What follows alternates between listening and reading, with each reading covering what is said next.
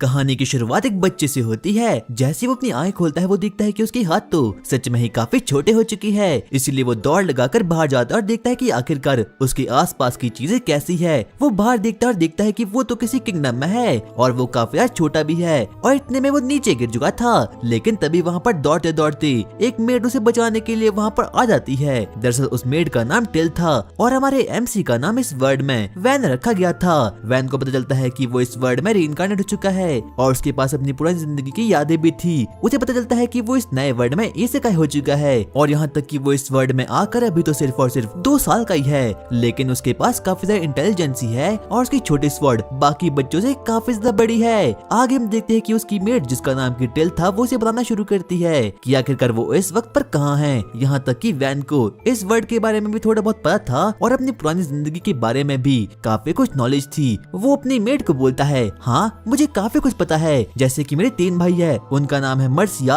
Jared और Sesto और मेरे फादर का नाम मार्किज है। और जब उस मेड को यानी कि टिल को पता चलता है कि उस बच्चे यानी कि वैन के पास इतना ज्यादा दिमाग है तो वो ये देखकर काफी ज्यादा शॉक्ड हो चुकी थी, क्योंकि 2 साल के बच्चे के लिए इतना कुछ याद रख पाना काफी ज्यादा मुश्किल बात होती है। लेकिन तभी वैन अपने मन में सोचता है कि उसे इस वर्ल्ड में रहकर काफी कुछ चीजों को डेवलप करना है। आगे वो सभी लोग ब्रेकफास्ट करने के लिए ब्रेकफास्ट टेबल पर निकल जाते हैं, जहाँ पर कि हम वैन के फादर और उसके तीनों भाइयों को देखते हैं जो कि अपना अपना खाना खा रहे थे। यहाँ तक कि सभी मेड तो बस वैन को ही देखी जा रही थी, क्योंकि वो लोगों को काफी ज्यादा एडोरेबल लगता था। यहाँ तक कि सभी लोग उसके साथ खेलना भी शुरू कर लेते हैं। लेकिन तभी उसके फादर जिसका नाम की मार्किस था वो काफी ज्यादा सीरियस था। वो अपने बच्चों से बोलता है, जार्ड आखिरकार तुम आज क्या करने वाले हो। जार्ड काफी डर चुका था, इसीलिए वो से बोलता है, फादर आज मैं अपने फायर मैजिक की प्रैक्टिस करने वाला हूँ। इतने में ही मार्किस सेस्टो से भी पूछता है कि आखिरकार वो आज के दिन क्या करने वाला है। सेस्टो भी इस बात को सुनकर काफी डर चुका था, इसीलिए वो बोलता है, हाँ मैं भी आज मैजिकल प्रैक्टिस करूंगा। लेकिन तभी हम देखते हैं कि अब मार्किस वैन से बोलता है, वैन आखिरकार आज के दिन तुम क्या करने वाले हो। मुझे इस किंगडम के बारे में और ज्यादा जानकारी चाहिए, इसीलिए मैं इस वर्ड की कल्चर और हिस्ट्री के बारे में पढ़ाई करूंगा।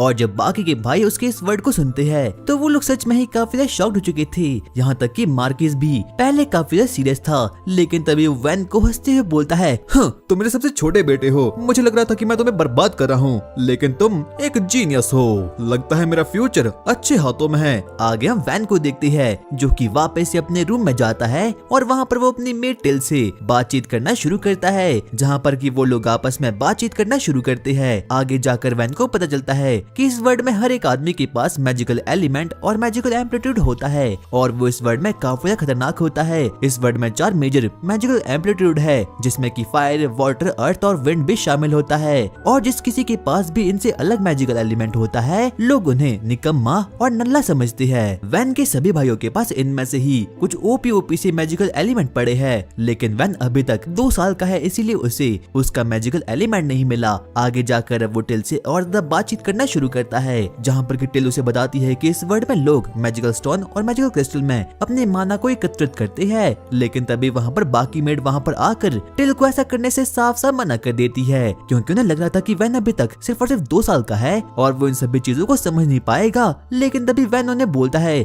ऐसी कोई बात नहीं है, मेरी पैंट वाला अजगर काफी ज्यादा बड़ा है और उसके साथ साथ ही मेरा ब्रेन भी काफी ज्यादा बड़ा है। वो लोग इससे पहले कुछ ज्यादा बातें कर पाते, लेकिन तभी हम देखते हैं कि अब वहाँ पर वैन का बटलर एस्पार्टो भी अब वहाँ पर आ जाता है और वो वैन के सामने बहुत मोटी मोटी बुक्स को रख लेता है। एस्पार्टो उसे बोलता है, वैन आज से मैं आपको ट्यूशन दूंगा, लेकिन सबसे पहले मुझे जानना होगा कि आपके पास कितना ज्यादा दिमाग है, इसीलिए आपको इन सभी के सभी बुक्स को पढ़ना होगा। लेकिन सबसे पहले एस्पार्टो वैन का छोटा सा टेस्ट लेता है। वो उसे बोलता है, मान लो अगर आपके पास 2 सेब है और मैंने आपको 3 सेब और दे दिए तो आपके पास कितने सेब होंगे। वैन के पास अपनी पुरानी जिंदगी की काफी ज्यादा यादें थी, इसलिए वो सीधे ही बोल देता है, आई थिंक 5 सेब। एस्पार्टो के इस आंसर से काफी सरप्राइज हो चुका था, इसीलिए वो उसे बोलता है, ठीक है तो आज से फैसला रहा, आज से मैं आपको ट्यूशन दूंगा। और उसी दिन के बाद से एस्पार्टो वैन को रोज ट्रेनिंग देने लगा।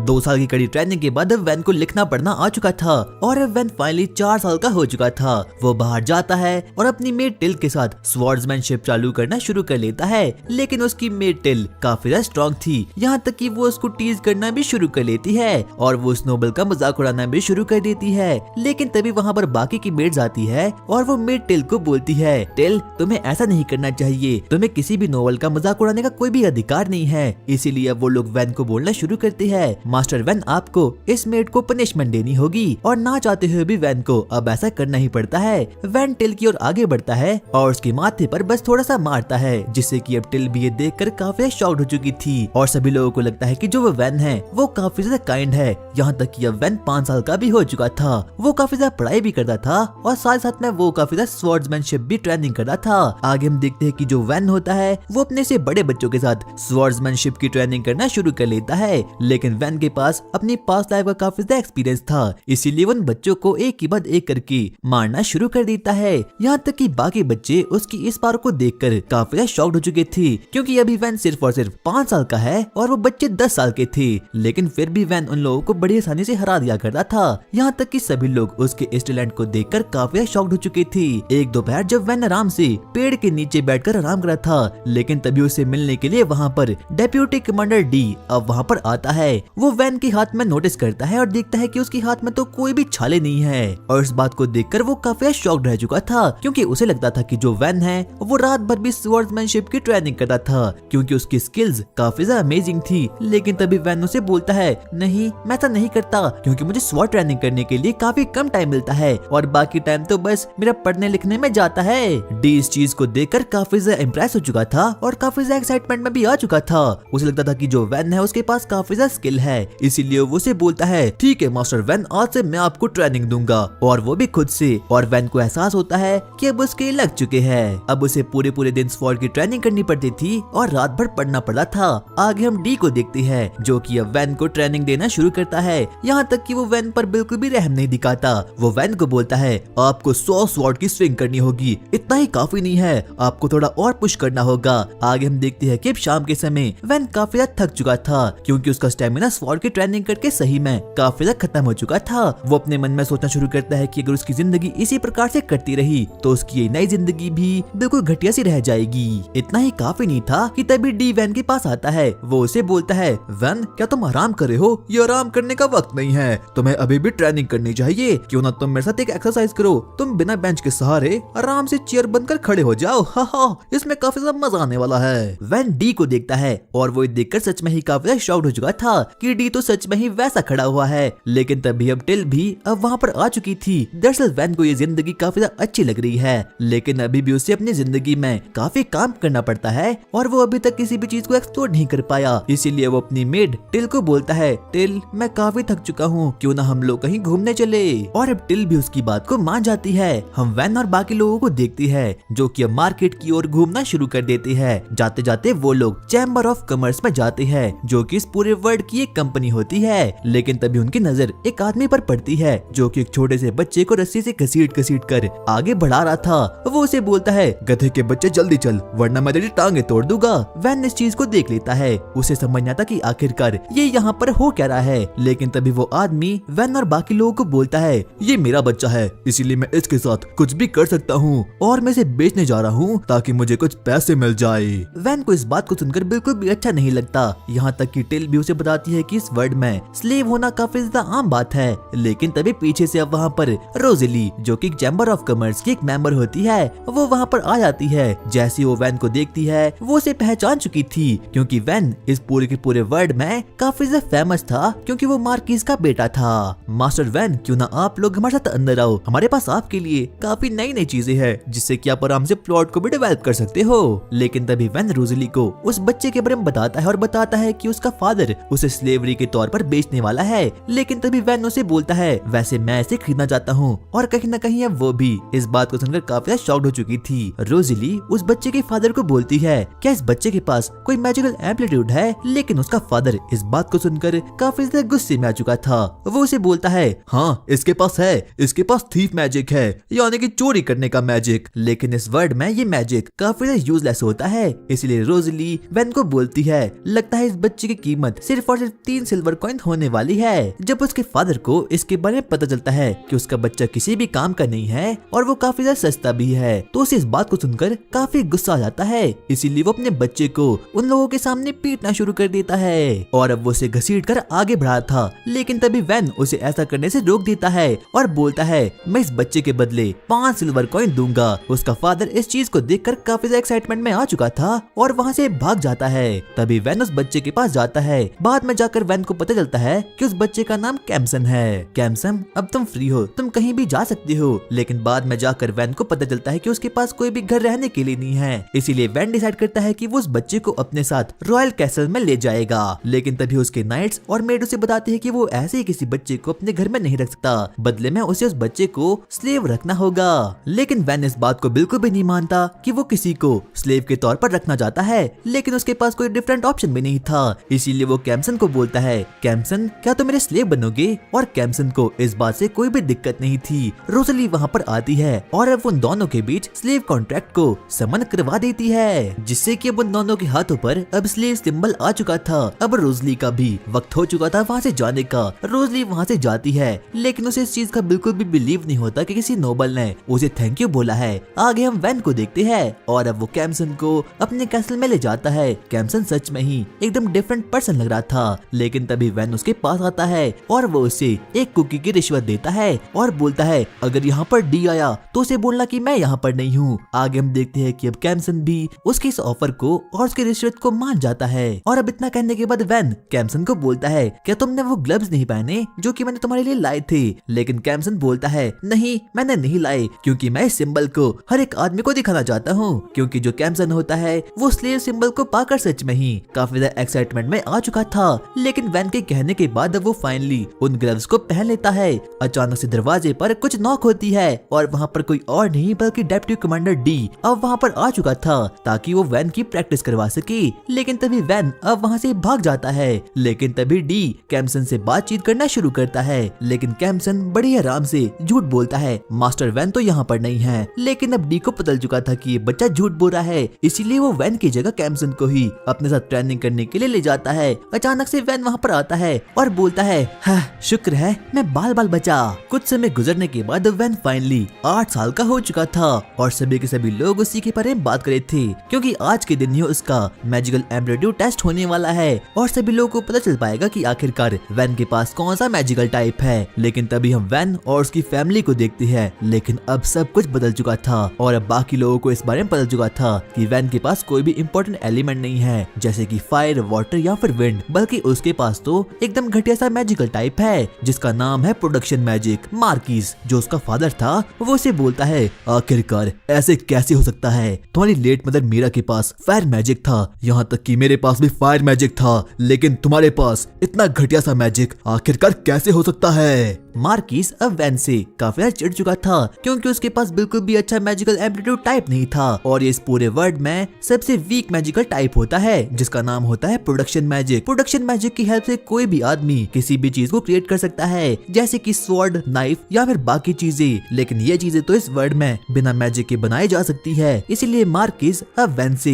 काफी ज्यादा गुस्से में आ चुका था। वो अपनी स्वॉर्ड को उठाता है और बोलता है अब तुझे जीने का कोई भी अधिकार नहीं है। लेकिन तभी हम देखते हैं कि उसका भाई जिसका नाम की मर्चिया था वो वहाँ पर आता है और वो मार्किस को रोकते हुए बोलता है फादर हमें इस बच्चे को नहीं मारना चाहिए। क्यों, क्या तुम्हारे पास इसकी कोई ठोस वजह है? इस शहर के कोने में हमारे पास एक बंजर और एक वीरान विलेज पड़ा है जिसकी देखभाल की कोई भी नहीं करता और यहाँ तक कि वहाँ पर काफी ज्यादा मॉन्स्टर भी है और वहाँ पर कुछ भी बन नहीं सकता, तो क्यों ना हम इस बच्चे को वहाँ का राजा बना ले। और अब मार्किस को ये आइडिया काफी ज्यादा पसंद आता है और अब वो लोग मान चुके थे कि वो लोग वैन को अपनी नजरों से दूर फेंक लेंगे और जहाँ पर इस वक्त अब वैन जाने वाला है वहाँ पर कुछ भी नहीं है। यहाँ तक कि वहाँ पर खाने के लिए भी उपजाऊ जमीन नहीं है और यहाँ तक कि वहाँ पर इंटरनेट भी नहीं है। और अब इतना कहने के बाद मार्किस और उसके बाकी के भाई अब वहाँ से निकल चुके थे।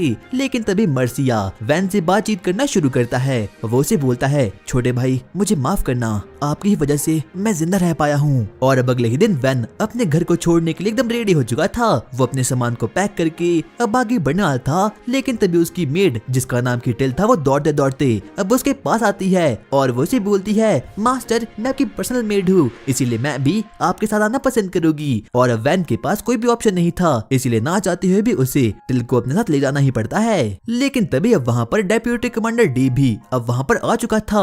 वो वैन को बोलता है मास्टर वैन लगता है आप अकेले अकेले कहीं जा रहे हो, अगर आप यहाँ से चले गए तो भला मैं ट्रेन किसे करूंगा, इसीलिए मैं भी आपके साथ आऊंगा। लेकिन इतना ही काफी नहीं था कि वैन का ट्यूटर एस्पार्टो भी अब उसके साथ आने के लिए एकदम रेडी हो चुका था।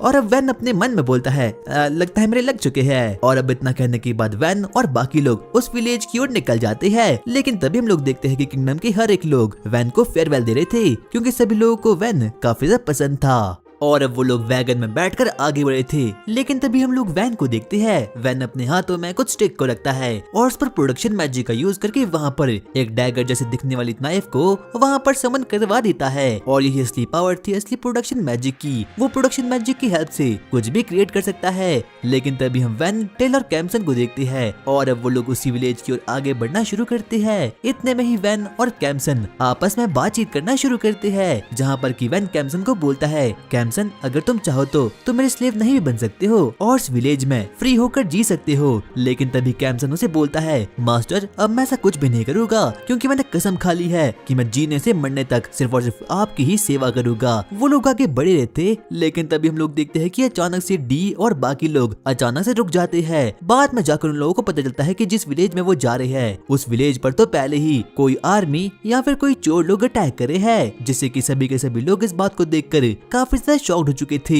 और अगर ऐसा चलता रहा तो वो दिन दूर नहीं जिस दिन की वो लोग वैन को और बाकी लोगों को भी खत्म कर लेगी। इसीलिए वैन और बाकी लोग उस विलेज के बाहर निकल जाते हैं, क्योंकि वो लोग तादाद में काफी ज्यादा कम थे। उन लोगों को अपने ऊपर बिल्कुल भी विश्वास नहीं था कि आखिरकार वो लोग आगे जाकर क्या करने वाले हैं। लेकिन तभी हम लोग डी को देखते हैं। डी आगे बढ़ता है और बाकी लोगों को बोलता है हम लोगों को कैसे भी करके उन लोगों को खत्म करना होगा। लेकिन कहीं ना कहीं सभी लोगों को पता था कि वैन की आर्मी काफी ज्यादा कम है और वो चोर और वो लुटेरे तादाद में काफी ज्यादा है, इसीलिए वो लोग अकेले ही लड़ नहीं सकते। लेकिन तभी हम डी को देखते हैं। वो वैन को बोलता है वैन हम लोग अकेले ही इन लोगों को निपटा लेंगे। लेकिन तभी हम लोग वैन के एडवेंचर को देखते हैं, जो कि अभी तक वैन और बाकी लोगों की प्रोटेक्शन यहाँ पर करा था। दरअसल उस एडवेंचर का नाम ऑर्थो था। ऑर्थो बाकी लोगों को बोल देता है चाहे जो भी हो जाए मैं इस वॉर में पार्टिसिपेट नहीं करूंगा, क्योंकि मुझे इस चीज के पैसे नहीं मिले और मुझे पैसे वैन को यहाँ पर सही सलामत लाने के लिए मिले थे और वो काम मैंने कर लिया। डी उन लोगों को समझाने की कोशिश करता है कि अगर वो लोग साथ में कर लड़े तो हो सकता है कि वो लोग उन चोरों को खत्म कर दे। लेकिन तभी ऑर्थो उन लोगों को बोलता है चाहे जो भी हो जाए हमारी टीम तुम्हारे साथ कभी भी नहीं देगी। और अब कहीं ना कहीं वो लोग सोच में पड़ जाते हैं। उन लोगों को बिल्कुल भी समझ आता कि आखिरकार वो लोग अकेले उन लोगों का सामना कैसे करने वाले हैं, क्योंकि सही में वो लुटेरे लोग तादाद में काफी ज्यादा है। हम देखते हैं कि ऑर्थो और डी में तू मैं होना शुरू हो चुकी थी। वो लोग आपस में ही लड़ना शुरू कर देते हैं। लेकिन तभी वहाँ पर एस्पार्टो अब वहाँ पर आ चुका था। वो लोग सभी को बोलता है मैं रॉयल फैमिली का एक बटलर भी हूँ, लेकिन तुम लोग ये भूलो मत कि मैं एक एलिमेंटल मेज भी हूँ, यानी कि मेरे पास पावर है और मैं काफी लड़ भी सकता हूँ। इसीलिए सबसे पहले मैं आगे जाऊंगा और मैं एक डिफेंस वॉल को क्रिएट करूंगा, जिसके बाद कि तुम लोग मेरे पीछे आना और सभी के सभी लोग साथ मिलकर अटैक करेंगे, और जिससे कि तुम लोगों को मौका मिल जाएगा और तुम लोग मेरे पीछे रहकर उन लोगों पर अटैक कर देना। यानी कि एस्पार्टो अपनी जान की बलि लगाने के लिए खुद वहाँ पर जाने वाला था और वैन और डी को इस बात का पता पहले ही चल चुका था। लेकिन तभी ऑर्थो उसे बोलता है अबे बुड्ढे तुझे मरना है क्या। और अब एस्पार्टो अपने प्लान को एग्जीक्यूट करने के लिए आगे जाने वाला था। लेकिन तभी हम लोग वैन को देखते हैं। वैन एस्पार्टो को बोलता है एस्पार्टो आप ऐसा नहीं कर सकते, क्योंकि आप रॉयल फैमिली के बटलर है और साथ साथ में ट्यूटर भी, तो मैं आपको आपकी जान की बलि नहीं लगाने दूंगा। बदले में मैं अकेले वहाँ पर जाऊंगा और एक डिकॉय के रूप में उन लोगों का ध्यान भटकाऊंगा, जिससे कि आप लोगों को उन पर अटैक करने का मौका मिल जाएगा। लेकिन तभी डी वैन को बोलता है लेकिन किंग इससे तो वो लोग आपको मार लेगी। लेकिन तभी वैन बोलता है मैं एक रॉयल नोबल हूँ, ये मेरे लिए और मेरी फैमिली के लिए फक्र की बात होगी कि मैं किसी को प्रोटेक्ट करने के चक्कर में मरा। और वैन भी अपने प्लान को लेकर एकदम रेडी हो चुका था। यहाँ तक कि डी और बाकी लोग भी अब उसके इस प्लान को मान चुके थे। लेकिन उसका प्लान सही में काफी ज्यादा घटिया सा था, जिससे कि वो अपनी जान की बाजी खुद यहाँ पर लगाने वाला था और यहाँ तक कि वो बाकी लोगों के लिए खुद को सैक्रिफाइस करने के लिए भी एकदम रेडी हो चुका था। लेकिन तभी हम लोग फ्लैशबैक को देखते हैं। हम लोग ऑर्थो और उसकी गैंग को देखती है। वो एडवेंचर गिल्ड में चिल करे थे। लेकिन तभी उन लोगों के पास नोबल को प्रोटेक्ट करने का क्वेस्ट आता है। हम ऑर्थो और उसकी पार्टी को देखते हैं। ऑर्थो अपनी पार्टी को बोलता है मुझे नोबल लोग बिल्कुल भी पसंद नहीं है, क्योंकि ये लोग काफी ज्यादा खुदगर्ज होते हैं और सेल्फिश होते हैं। लेकिन तभी वैन उन लोगों के पीछे आता है और वो उन लोगों को बोलता है तो क्या आप लोग ही मुझे प्रोटेक्ट करोगे। हाँ हम लोग ही करेंगे। इसका मतलब ये तो काफी अच्छी बात हुई, इसके लिए आपका बहुत बहुत शुक्रिया। और अब इतना कहने के बाद अब वैन वहाँ से निकल जाता है और यहाँ तक कि उसके जाने पर वो लोग आपस में बातचीत करना शुरू करते हैं। दरअसल आज तक जिन नोबल से भी उन लोगों की मुलाकात हुई वो सच में ही काफी ज्यादा रूड थे सिवाय वैन के, और जब से वो लोग वैन से मिले हैं उन लोगों को लगता ही नहीं था कि वैन कोई नोबल भी है। हम लोग वापस से प्रेजेंट में आते हैं जहाँ पर की ऑर्थो वैन की ओर आगे बढ़ता है और वो उसे बोलता है तुम काफी अच्छे खासे नोबल हो, इसीलिए मैं तुम्हारी हेल्प करने के लिए एकदम रेडी हो चुका हूँ। इतने में उन लोगों की पार्टी मेंबर जिसका नाम की प्लोरा था वो भी बोलती है हाँ मैं भी बिल्कुल रेडी हो चुकी हूँ। वो सभी लोग अब वैन की हेल्प करने के लिए एकदम रेडी हो चुके हैं। हम देखते हैं कि एस्पार्टो, डी और ऑर्थो अब साथ मिलकर काम करने के लिए एकदम रेडी हो चुके थे। एस्पार्टो आगे बढ़कर डिफेंस वॉल को क्रिएट करता है और वहीं हम डी और ऑर्थो को भी देखते हैं और वो लोग राइट लेफ्ट से आगे बढ़ना शुरू करते हैं ताकि वो लोग जल्द से जल्द उन लोडरों को खत्म कर पाए। और वहीं हम लोग उन बैंडिट्स को देखते हैं जो कि अभी भी विलेज पर अटैक कर रहे थे, लेकिन तभी उन लोगों को एहसास होता है कि उन लोगों पर कोई पीछे से अटैक कर रहा है। उन लोगों पर एक के बाद एक करके एरो की बरसात होना शुरू हो चुकी थी, लेकिन तभी हम देखते हैं कि प्लूरा और बाकी लोग उन लोगों पर अटैक करना शुरू कर देते हैं और बैंडिट्स के लीडर को भी इसके बारे में पता चुका था। वहीं हम लोग डी को देखते हैं। डी उन लोडरों के पास जाता है और वो उन लोगों पर अपने स्वॉर्ड मैजिक का यूज करके उन लोगों पर अटैक करना शुरू करता है और वहीं ऑर्थो भी एक एक करके सभी लोगों को मारना शुरू कर देता है। लेकिन तभी हम लोग वापस से डी को देखते हैं। डी अपने ऑरा का यूज करके बाकी सभी लोगों को डरा कर रख देता है जिससे कि वो सभी के सभी लोग एकदम बेहोश हो चुके थे। लेकिन तभी हम लोग उन्हें चोरों के लीडर को देखते हैं। वो इस बात को नोटिस कर देता है कि जो कोई भी लोग डिफेंस वॉल के पीछे है उनके पास कोई भी बैरियर नहीं है और ना ही तो कोई प्रोटेक्शन नहीं है, इसीलिए वो दौड़ते दौड़ते प्लूरल के पास जाता है और वो उस पर अटैक करने के लिए एकदम रेडी हो चुका था। लेकिन तभी हम देखते हैं कि उसकी प्रोटेक्शन के लिए वहाँ पर कहीं से वैन अब वहाँ पर आ चुका था। वैन उनके लीडर पर अटैक कर देता है जिससे कि वो थोड़ा बहुत इंजर्ड हो चुका था और इतने में ही कैम्सन भी पीछे से आकर एक फाइनल ब्लो मारकर अब उसे खत्म कर देता है और वैन और उसकी टीम इस बैटल को फाइनली जीत चुकी थी। लेकिन तभी ऑर्थो अपने टीम मेंबर्स को बोलता है मैं देखना चाहता हूँ कि इस बच्चे में कितना ज्यादा पोटेंशियल है और आगे चलकर ये किस टाइप का नोबल बनेगा, इसीलिए मैंने फैसला किया है कि मैं इसी विलेज में रहूंगा। लेकिन उसके कुछ एडवेंचर साथी इस बात को रिजेक्ट कर लेते हैं, लेकिन जो ऑर्थो के दोस्त होते हैं उन लोगों को भी वैन काफी ज्यादा पसंद आता है, इसीलिए वो उसी के साथ यहाँ पर रुकने का फैसला कर देते हैं। और अब उन लोगों को वैन में सच में ही काफी ज्यादा इंटरेस्ट आ रहा था। लेकिन तभी हम लोग देखते हैं कि दौड़ते दौड़ते टिल वैन के पास आती है और वो उसे बोलती है मास्टर आगे से आप कभी भी अपनी जान को खतरे में नहीं डालोगे। वैन बोलता है ठीक है मैं समझ गया। लेकिन तभी अब एस्पार्टो भी वहाँ पर आ जाता है और वो उन लोगों को बोलता है लगता है वॉल के पीछे बाकी के विलेजर्स हमारा इंतजार कर रही है। हम देखते हैं कि वैन और बाकी लोग विलेजर से मुलाकात करने के लिए वहाँ पर निकल जाते हैं। वैन सबसे पहले विलेज के चीफ से बात करता है जिसका नाम की रोंडा था और वो विलेज तो सच में ही काफी ज्यादा छोटा था। आगे हम वैन और रोंडा को देखते हैं। वो लोग आपस में बातचीत करना शुरू करते हैं जहाँ पर कि रोंडा वैन से बोलता है हमारे विलेज की हालत बिल्कुल भी ठीक नहीं है। ऐसा इसीलिए हुआ क्योंकि जो नोबल हमारी रक्षा करता है अब उसने हमारी प्रोटेक्शन करना मना कर दिया है क्योंकि हमारा विलेज कुछ ज्यादा कमा नहीं पाता और हम लोग टैक्स भी पे नहीं कर सकते। वैन बोलता है ऐसा इसीलिए क्योंकि आपका विलेज काफी ज्यादा छोटा है। लेकिन रोंडा और बाकी विलेजर्स को ये बात काफी ज्यादा रूड लगती है। वो लोग उसे बोलते हैं तो क्या इसका मतलब जो भी छोटे विलेज है वो लोग मर जाए? नहीं मेरा ये मतलब नहीं था। और उन लोगों को लगता था कि जो कोई भी नोबल लोग होते हैं वो सच में ही काफी ज्यादा घटिया से होते हैं, लेकिन वैन ऐसा बिल्कुल भी नहीं था। वैन उन लोगों को बताता है कि वो उन लोगों का नया लॉर्ड बन चुका है। लेकिन तभी वैन उन लोगों को बताता है कि उसके पास काफी कुछ प्लान है जिसकी हेल्प से कि वो इस विलेज को काफी ज्यादा डेवलप करेगा। वैन उन लोगों को बोलता है सबसे पहले हमें कुछ वैल्यूएबल रिसोर्सेज को क्रिएट करना होगा जिससे कि किंगडम हमें कभी भी नकार ना पाए, और दूसरा हमें कुछ पैसे कमाने होंगे और अपने लिए कुछ नाइट्स को हायर करना होगा, और तीसरी और सबसे इम्पोर्टेंट बात हमें इस विलेज को डेवलप करना होगा क्योंकि इसकी हालत बिल्कुल भी ठीक नहीं है। वैन उन लोगों को एक मोटिवेशनल स्पीच देता है, लेकिन उसकी बात उस विलेजर्स पर कुछ भी इफेक्ट नहीं पड़ता। वो लोग सोचते है कि वैन सिर्फ और सिर्फ एक बच्चा है और वो कुछ भी नहीं कर पाएगा। लेकिन तभी हम लोग एस्पार्टो को देखते हैं। वो आगे बढ़ता है और वो उन लोगों को बताता है मैं किंग का हेड बटलर रह चुका हूँ, जिससे कि वो लोग अब उस चीज को देखकर काफी ज्यादा शॉक्ड हो चुके थे।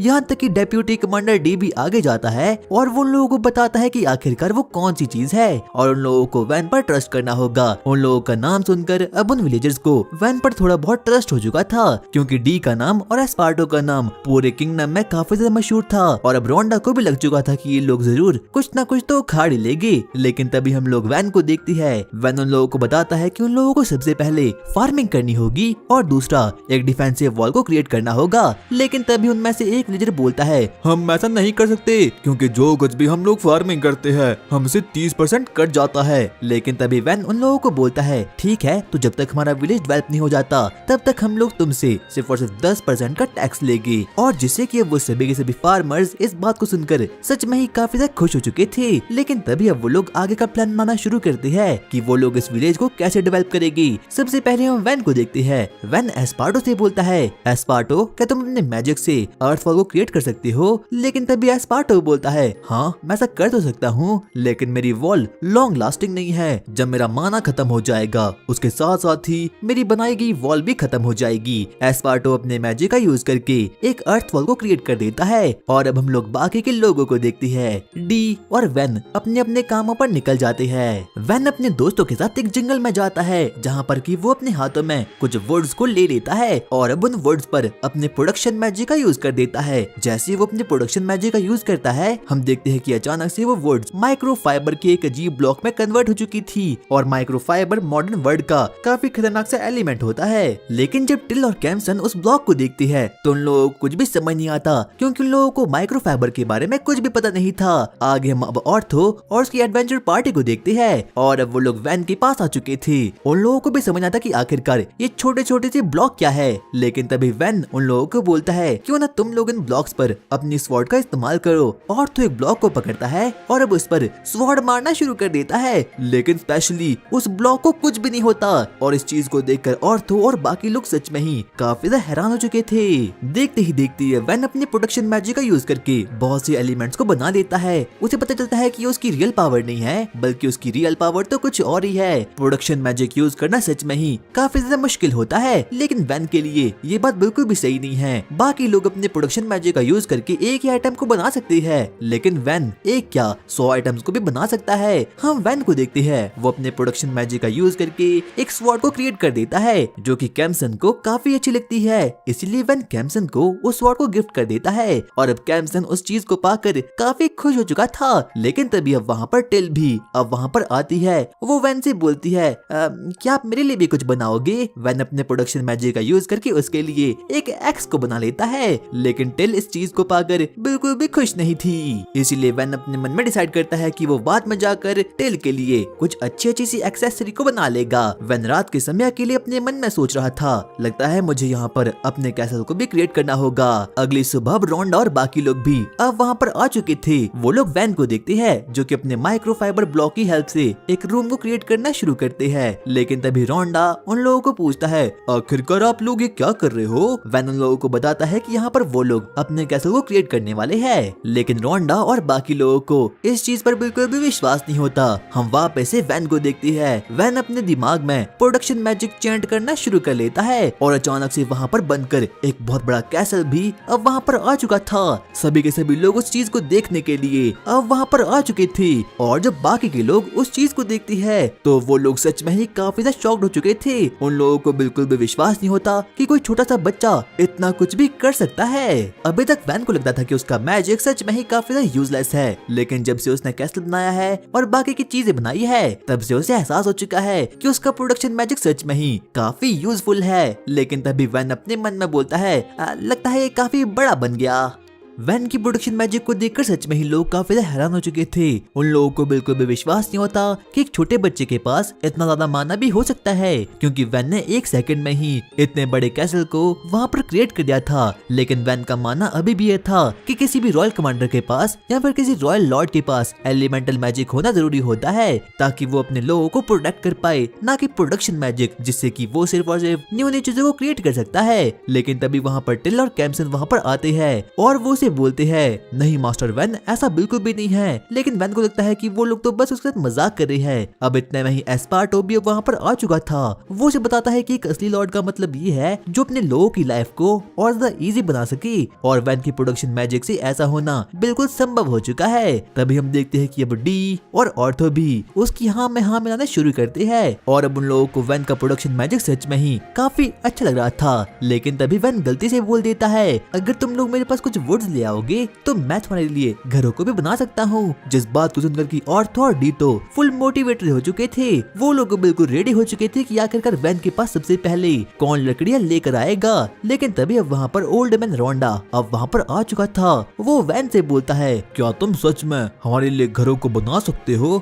वैन को समझना था कि आखिरकार उसे इस वक्त क्या करना चाहिए, क्योंकि सच में ही उन विलेजर्स की होम काफी ज्यादा घटिया सी होती है। और अब कहीं न कहीं वैन को एहसास हो चुका था कि उन सभी लोगों को नए घरों की जरूरत होने वाली है। इसीलिए वो सभी की विशेष को हाँ बोल देता है। वो उन लोगों को बोलता है, ठीक है, मैं ऐसा करने के लिए तैयार हूँ। मैं तुम्हारे लिए नए नए घरों को बनाऊंगा। जिससे कि वो सभी के सभी लोग काफी ज्यादा खुश हो चुके थे। और यहाँ तक कि अब ऑर्थो और डी वुड्स लाने के लिए फॉरेस्ट में निकल चुके थे। और वैन तो देखते ही देखते प्रोडक्शन मैजिक की हेल्प से बहुत से घरों को तैयार कर देता है। यहाँ तक कि सभी लोग उसकी इस पार को देखकर और अपने नए घरों को देखकर काफी ज्यादा एक्साइटमेंट में आ चुके थे। वैन उन लोगों को बताता है कि उसने उनके घरों को रेनोवेट कर दिया है और अब उनके घर काफी अच्छे बन चुके हैं। और बदले में वो सभी के सभी विलेजर वैन को कुछ ऑफरिंग को दे देती है, जिससे कि वैन भी काफी खुश हो चुका था। और इतना ही काफी नहीं था कि वैन ने अपने प्रोडक्शन मैजिक की हेल्प से एक पब्लिक बात को भी बना लिया है, ताकि वो वहाँ पर आराम से प्लॉट को डेवलप कर पाए। और इस चीज में प्लूरल ने भी उसकी काफी मदद की। प्लूरल के पास वाटर मैजिक है और उसने हर एक टब को फिल कर दिया। और कैम्सन ने भी वाटर को गर्म करने के लिए अपने फायर का यूज किया। इतने में ही हम लोग टिल और प्लूरल को देखते हैं। वो लोग वैन के पास आते हैं और वो उसे बोलते हैं, मास्टर वैन, क्यों ना हम लोग साथ में नहाए। लेकिन वैन इस बात को सुनकर सच में ही काफी शॉक हो चुका था। वो लोगों को बोलता है, नहीं, अब मैं बड़ा हो चुका हूँ। आगे प्लॉट से बड़ा सीन आता है, जहाँ पर कि हम लोग टिल और प्लूरल को देखते हैं। और यहाँ तक कि अब तो प्लूरल को भी वैन काफी ज्यादा पसंद आना शुरू हो चुका था। इतने में हम टिल को देखते हैं। टिल और प्लूरल वैन के बारे में बातचीत करना शुरू करते हैं। यहाँ तक कि सुबह से शाम हो चुकी थी और टिल तो वैन के बारे में बातचीत कर काफी ज्यादा एक्साइटमेंट में आ चुकी थी। लेकिन तभी हम लोग वैन को देखते हैं। वैन भी आराम से नहा रहा था, लेकिन तभी वो अपने सामने कैम्सन को देखता है। वो कैम्सन को बोलता है, कैम्सन, अब तो तुम्हारी काफी अच्छी मसल्स बन चुकी है, काश ये मेरी बन पाती। हाँ मास्टर, मैं कैप्टन डी के साथ काफी मेहनत कर रहा हूँ ताकि मैं आपको प्रोटेक्ट कर पाऊँ। आगे अब डी भी अपने दोनों स्वॉर्ड्स को लेकर अब वहाँ पर आ चुका था। वो वैन के पास आता है और उसे बोलता है, आओ हम लोग बिना कपड़ों की अपनी दोस्ती को और ज्यादा गहरा करते हैं। नहीं नहीं, मैं ऐसे ही ठीक हूँ। और वो उसे दबोच देता है। और यहाँ तक कि डी तो हॉट स्प्रिंग में ही ट्रेनिंग करना चालू कर देता है। और अब उन लोगों ने अपने विलेज के चारों ओर एक ट्रेंच को भी क्रिएट किया था, यानी कि एक ऐसी जगह जो कि डिफेंस में भी हेल्प करेगा और साथ साथ में एक वाटर सोर्स की तरह भी काम करेगा। और ये सब कुछ पॉसिबल हो पाया है सिर्फ और सिर्फ वैन की प्रोडक्शन मैजिक की हेल्प से। लेकिन तभी हम लोग वैन को देखते हैं और वो प्लान में आता है कि वो इस ट्रेंच में कुछ वाटर को भी डाल देगा, ताकि आगे जाकर उनके विलेज में एक वाटर सोर्स भी हो पाए। अब एस्पार्टो और बाकी लोग भी अब इस बात को मान जाते हैं। एस्पार्टो और बाकी लोग सबसे पहले रिवर के पास जाते हैं, ताकि वो लोग रिवर के पानी को वापस से अपने विलेज में ले पाए। एस्पार्टो अर्थ मैजिक का यूज करके एक बहुत बड़ी ड्रैगन को वहाँ पर समन कर देता है। और वही हम लोग डी, कैम्सन और बाकी लोगों को भी देखते हैं और वो लोग भी एस्पार्टो और वैन की मदद करना शुरू करते हैं। यहाँ तक कि अब वैन भी अपने प्रोडक्शन मैजिक की हेल्प से उस ड्रेन को थोड़ा और बहुत एनहांस कर लेता है। लेकिन डी तो सच में ही इस काम को लेकर काफी ज्यादा एक्साइटमेंट में था। लेकिन तभी एस्पार्टो वहाँ पर आता है और वो वैन को बोलता है, ये 40 साल का होकर भी इतना ज्यादा एक्साइटेड है। आगे वो लोग अपना काम करना शुरू करते हैं, ताकि वो लोग रिवर के पानी को जल्द से जल्द विलेज में ले पाए। वैन अपने मन में सोचना शुरू करता है, ये काम काफी अच्छा हो रहा है, इसकी वजह से हमारा विलेज डेवलप हो सकेगा और आगे चलकर हमारे विलेज में कुछ मर्चेंट भी आ सकते हैं, जिसकी वजह से कि हमारा बिजनेस काफी अच्छा खासा होने वाला है। शाम हो चुकी थी। वैन डी से बोलता है, आगे का काम अब हम लोग कल करेंगे। लेकिन तभी डी बोलता है, कल? पर क्यों ना हम लोग इस काम को आज निपटा दे। लेकिन तभी वैन डी से बोलता है, जरा अपने फ्रेंड्स को तो देखो। हम लोग कैम्सन और बाकी लोगों को देखते हैं और उन लोगों का स्टेमिना तो सच में ही एकदम खत्म हो चुका था। ठीक है, तो लगता है मैं आगे का काम कल ही करना पड़ेगा।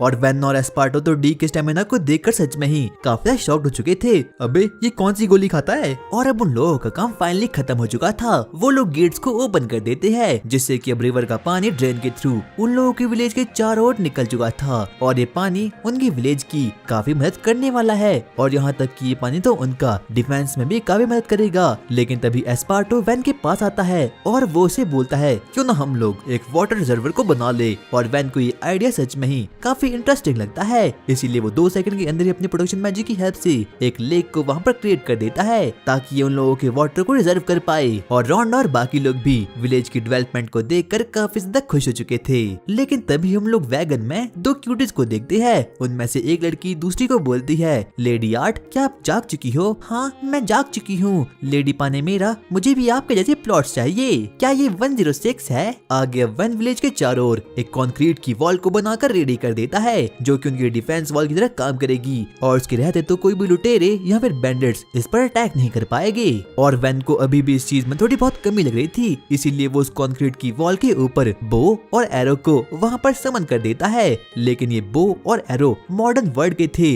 इसीलिए सभी लोग इस गैजेट को देखकर काफी ज्यादा शॉक्ड हो चुके थे। और अब उन लोगों का विलेज नहीं रहा बल्कि एक स्मॉल फोर्ट्रेस बन चुका है।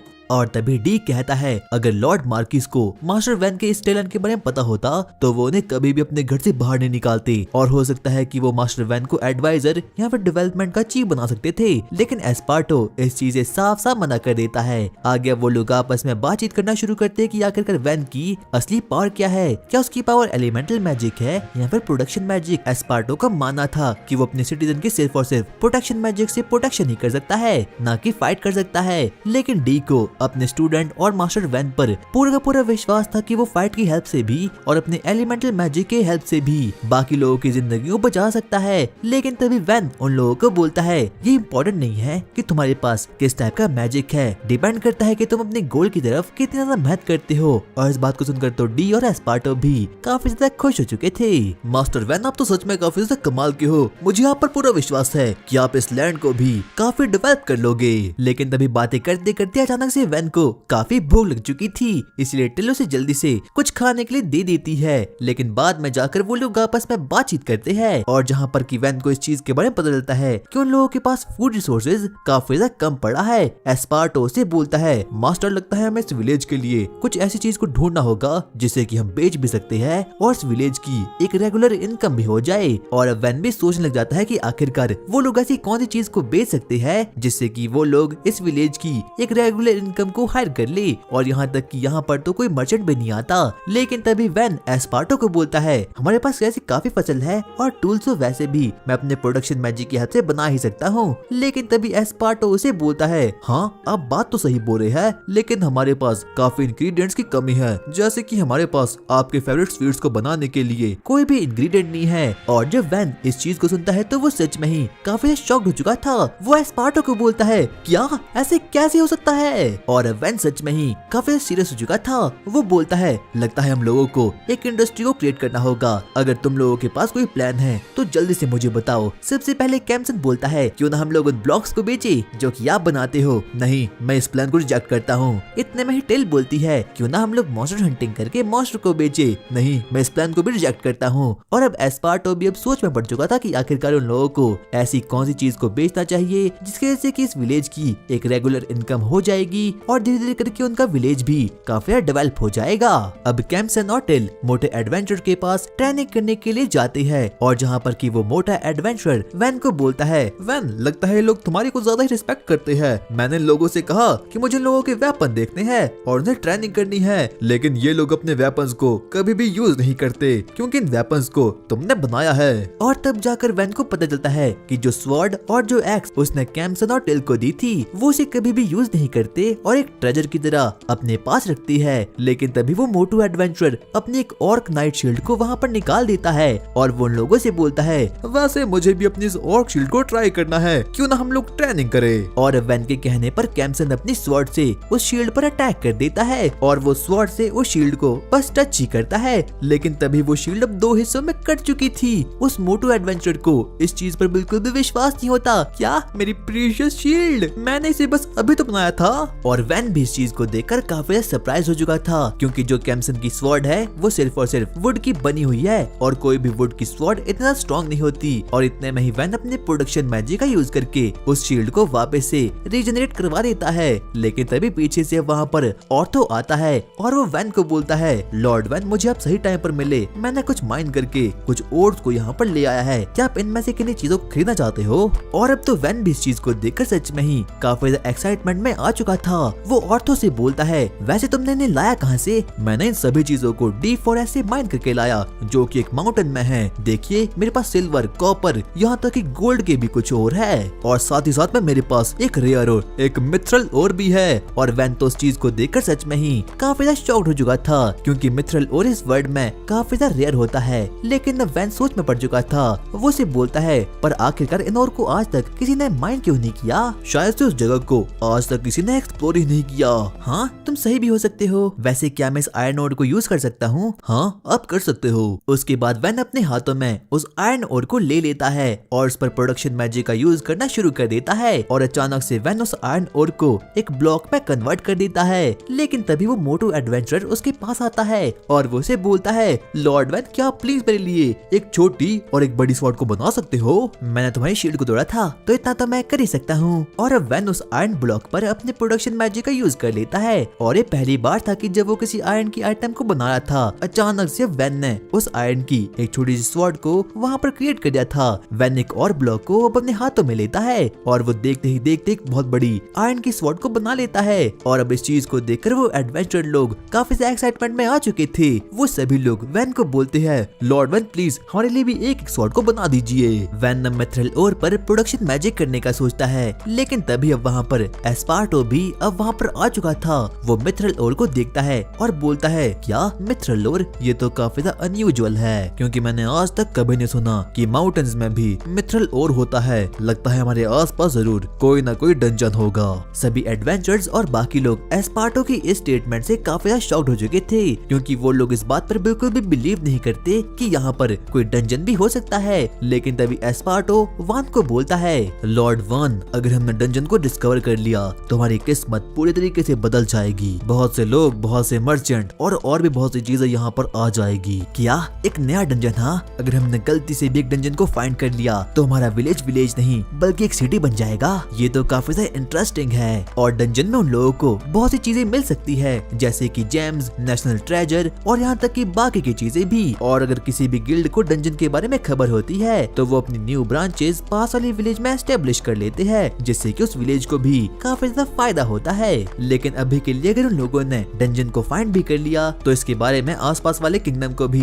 पता चल जाएगा, जिससे कि वो लोग उनके विलेज पर अटैक कर देंगे। और अभी के लिए उन लोगों के पास कोई भी फैसिलिटीज नहीं है। लेकिन तभी वैन बोलता है, अगर मेरे फादर को पता चला कि इस लैंड पर इतनी प्रीशियस चीज है यानी कि डंजन, तो वो मुझे कहीं और भगा लेंगे। इसका मतलब अभी तो वैन को इस विलेज को ही ग्रो करना होगा। तो इसीलिए वो लोग प्लान बनाते हैं कि वो लोग डंजन पर अभी बिल्कुल भी ध्यान नहीं रखेगी, और जैसे उन लोगों का विलेज डेवलप हो जाएगा तो वो लोग सीधा ही डंजन की खोज पर निकल जाएगी। और टिल और वैन विलेज में घूम रहे थे, लेकिन तभी दौड़ते दौड़ते वहाँ पर एक ह्यूमन आता है और वो उन लोगों को बोलता है, बुरी खबर, हम लोगों की ओर आर्मर्ड लिजर्ड आगे बढ़ रहे हैं। वैन बोलता है, जल्दी से ब्रिज को ऊपर खींच लो। और अब वो सभी लोग काफी ज्यादा डर चुके थे, लेकिन तभी वैन उन लोगों के पास आता है और वो उन लोगों को बोलता है, मुझे पता है इस वक्त पर आप लोग काफी ज्यादा डर रहे होंगे, लेकिन ये लड़ाई हमारे विलेज के लिए है। इस बैटल में मैं आपकी हेल्प करूंगा, लेकिन मैं सभी को प्रोटेक्ट नहीं कर पाऊंगा, इसीलिए मैं चाहता हूँ कि आप सभी लोग भी मेरी हेल्प कीजिए और हम सभी लोग इस विलेज को प्रोटेक्ट कर सकते हैं। And yes guys, I hope तुम्हें वीडियो पसंद आई होगी, और अगर तुम्हें इस एनिमे का पार्ट 2 चाहिए तो इस वीडियो पर 300 कमेंट्स पूरे कर देना, और प्लीज यार इस वीडियो को हाइप भी कर दो।